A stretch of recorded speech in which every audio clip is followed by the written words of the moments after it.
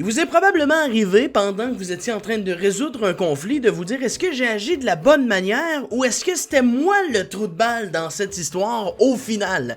Aujourd'hui, on va vous donner des réponses parce qu'il y a un Reddit sur les gens, justement, qui sont dans cette situation-là, de se dire est-ce que c'est moi qui ai été le trou de balle là-dedans ou est-ce que c'est l'autre? Bref, on démystifie ça aujourd'hui, on lance les débats!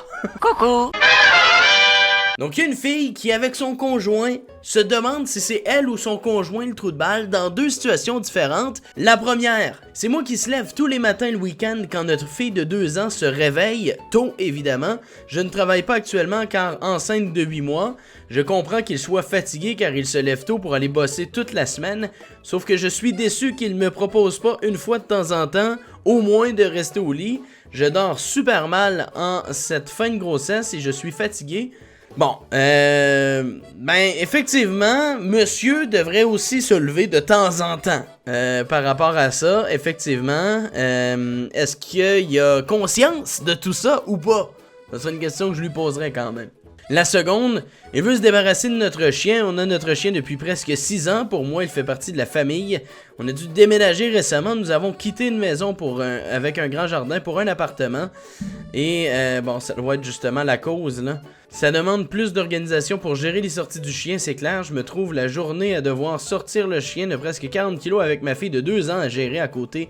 Et la grossesse, c'est fatigant et ce sera encore moins facile quand bébé sera là. Mais c'est pas une raison pour abandonner notre chien. Mon conjoint dit qu'avoir un chien n'est plus compatible avec notre nouveau mode de vie. Sauf que c'est bien nous qui avons choisi de prendre un chien il y a quelques années. Et ce n'est pas un objet qu'on bazarde quand il devient contraignant. Effectivement!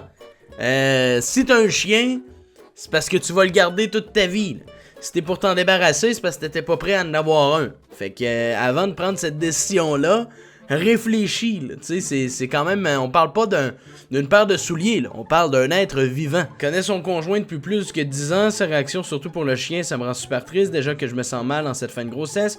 Ça m'angoisse beaucoup et ça n'arrange rien à mon moral. Tasty Mango! Si en ce moment, tout ce que tu vois, c'est du négatif, remets-toi en question. Le gars s'investit plus dans ta famille parce que clairement, tu te plains qu'il s'investit pas assez. Fait que déjà là, c'est un bon point. Puis deuxièmement, le chien qui veut s'en débarrasser, je veux dire, effectivement, c'est pas quelque chose de génial. Fait que moi, quand je regarde tout ça, ce que je me dis, c'est peut-être qu'il y aurait une grosse discussion à avoir avec ton conjoint. Je suis pas psychologue! Mais il me semble qu'il y aurait peut-être une discussion à avoir, surtout quand tu te rends compte qu'il y a pas mal de points négatifs dans ta relation.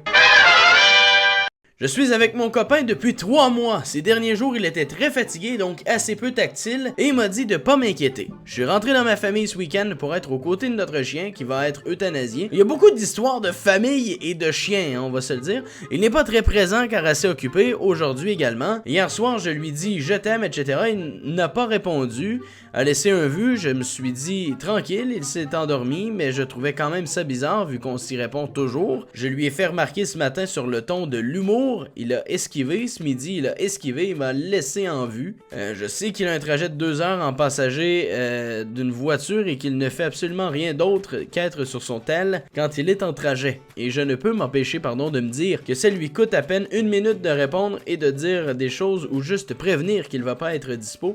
Son attitude me blesse, il est forcément... Ok, il est pas forcément message et il a déjà dit qu'il ferait des efforts auparavant, mais il n'en fait pas vraiment. Je précise que je demande pas une réponse dans la minute ni rien, juste là esquiver les messages. Je trouve ça pas très cool. J'arrive pas à savoir si je stresse pour rien à cause de mes précédentes relations passablement difficiles.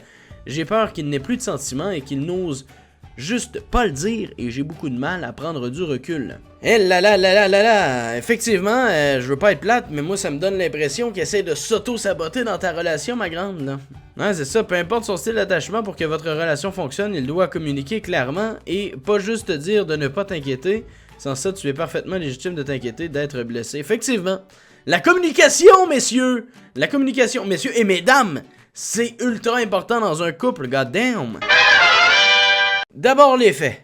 Moi j'aime bien, là, il explique tout le dossier. Ça, c'est clairement un ami qui essaie de se justifier. En été 2023, je fêtais mes 30 ans avec ma famille qui vit à 400 km. Donc on a passé la journée ensemble et arrivé chez moi, m'ont offert une tireuse à bière. Je suis amateur depuis très longtemps et j'avais juste dit, c'est pratique, quand il y en avait une à un mariage la même année. Ensuite, le contexte. Ok, donc là, il a reçu une tireuse à bière. C'est ce qu'on doit retenir de ce contexte-là. Je vis avec ma copine depuis 9 ans. On a pas mal accumulé d'objets au fil des années et pendant le confinement, on avait décidé de faire du tri et d'arrêter d'acheter ou récupérer des trucs. Concernant mon père, il faut savoir qu'il est très nul en cadeaux, il ne cherche même plus, il offre pour offrir, mais limite, il nous demande d'acheter nous-mêmes ce qu'on veut. C'est sûr qu'à un moment donné, on sait plus quoi offrir à notre monde, on va se le dire.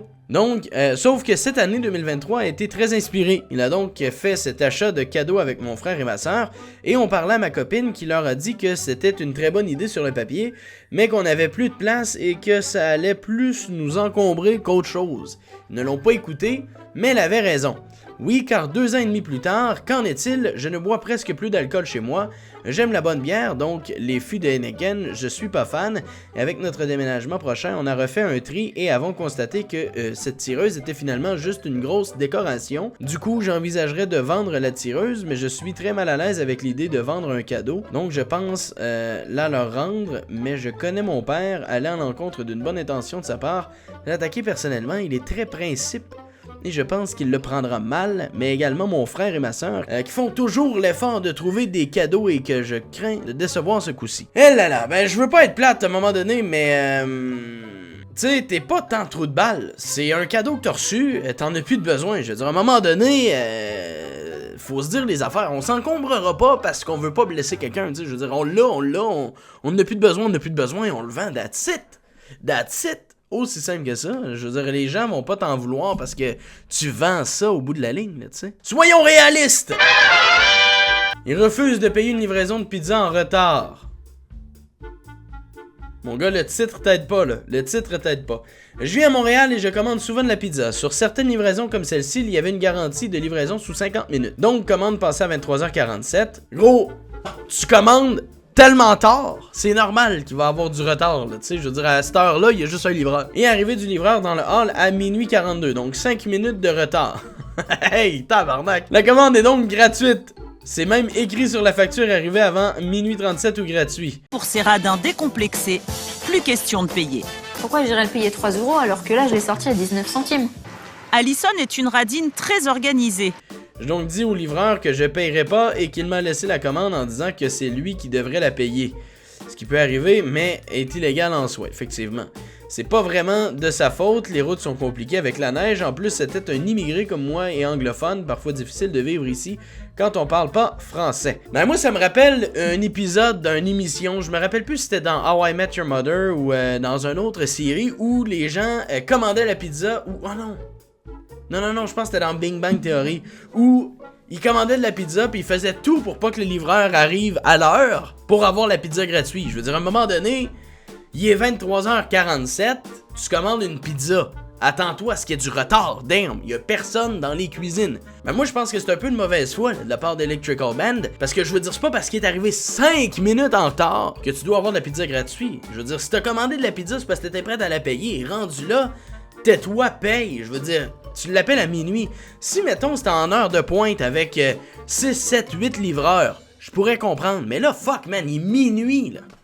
Genre, tu t'attendais à quoi, gros? Tu sais, je veux dire, à un moment donné... Alors, moi, personnellement, c'est lui le trou de cul, là. C'est lui le trou de cul. Je vais vous prendre un trou du cul, s'il vous plaît. Un trou du cul pas trop cuit, s'il vous plaît. Donc, suis-je le trou de balle de m'être agacé pour ça?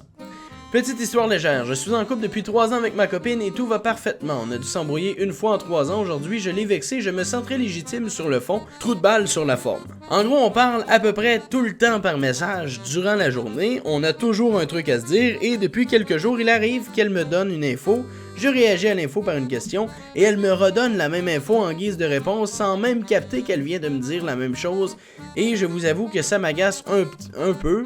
Voici les 3 exemples dans ces derniers jours. Bon. Exemple 1. Je vais à la Nive de Pénélope ce week-end. Moi, cool, vous allez faire quoi? Réponse attendue, on va boire un coup. On va faire un resto. Elle répond, on va fêter son anniv. Effectivement que là-dessus, une réponse un peu boiteuse de la part de sa conjointe. Exemple 2. Il y a les potes d'Antoine à la maison. Moi, il y a qui? Elle, les potes d'Antoine. Mais gros, qui? Il voulait une liste! Ok, merde. Là, ça, effectivement, je comprends, là. Je veux pas être dans ton couple. Je veux pas être dans ton couple, ça a l'air d'être horrible. Puis c'est juste une petite chose, mais c'est agaçant, là, de te poser des questions sans réponse tout le temps. Celui de la Discord, c'est l'exemple 3. Faut que j'appelle Christoche. Moi, c'est qui Christoche? Elle, Christine. Moi, c'est pas parce que tu me dis son prénom au lieu de son surnom que je vois qui c'est. Elle, oui, je sais, mais c'est moi qui l'ai inventé, le surnom. Moi, j'ai l'impression de parler une trou du cul. C'est très grave. Ouais, ben là, je comprends que ça t'agace, qu'elle te réponde tout le temps la même chose, mais là, tu l'as un peu insulté grave, là. Tu l'as un peu traité de trou de cul. Moi, c'est ce que j'en déduis, là. Depuis, elle est vexée. Bah! On sait pas pourquoi! Colin! Tu l'as insulté! Voyons donc! J'avoue, j'ai été un trou de balle sur la forme. Ben oui, mais pour elle, j'en suis aussi un sur le fond parce que je m'agace pour de la merde. J'avoue aussi que je ne comprends pas en quoi je suis un trou de balle sur le fond. Je maintiens que j'ai l'impression de parler à une trou du cul. Juste, j'aurais pas dû le dire comme ça. Ouais, ok, garde. Mettons qu'on simplifie ça. Oui, je comprends ton agacement envers je pose une question et je me fais répondre la question du début. Tu sais, ça, je peux comprendre là-dessus que c'est agaçant. Mais le fait de dire que t'as l'impression de parler à un trou de balle,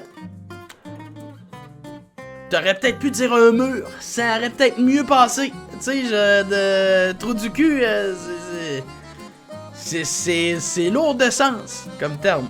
En tout cas, je te souhaite de réussir à retrouver une proximité dans ton couple. What the fuck? Attendez, c'est quoi ça? Suis-je un trou de balle si ma copine lance ses crottes de nez et je les mange? J'espère que c'est du clickbait, là. Qui est le plus dégueu dans l'histoire? Moi, 17 ans, je mange mes crottes de nez et elle, 17 ans, les met sur le sol ou autour d'elle. J'ai même une conversation dans mes notes. Oh man, ça va être dégueulasse! Ça va être dégueulasse. Elle, j'aime trop marcher dans la crotte de nez et quand c'est mouillé, c'est squishy et quand elles sont dures, c'est crunchy. C'est un cycle. Tous les ans, tous les années, ça continue et à ton avis, est-ce que j'ai fait encore? Non, je le fais plus. J'ai arrêté depuis peu. Une fois au collège, j'avais rien autour de moi et j'avais une crotte de nez. Il y avait vraiment rien autour de moi. Du coup, je l'ai mis sur mon doigt, je l'ai lancé, il a atterri sur quelqu'un. Je ne suis pas un troll, je veux vraiment savoir qui est le plus dégueu entre moi qui mange mes crottes de nez quand elles gênent. Pas de poubelle près de moi et elle qui les jette partout. Même si c'est peut-être moins sérieux que les autres postent ici, c'est pour... Mais c'est dégueulasse. Mais c'est quoi le rapport de rajouter? Sachez qu'elle mange ses ongles de doigts aussi presque inexistants. Mon gars, t'es dégueulasse. T'es dégueulasse autant que ta copine est dégueulasse. Je veux dire, tu t'enlèves pas des crottes de nez si t'as pas de mouchoir proche de toi. Là. Ça, c'est le point 1. Deuxièmement... Si, mettons, là, t'as pas le choix, là, faut que tu choisisses entre les manger puis les tirer à terre.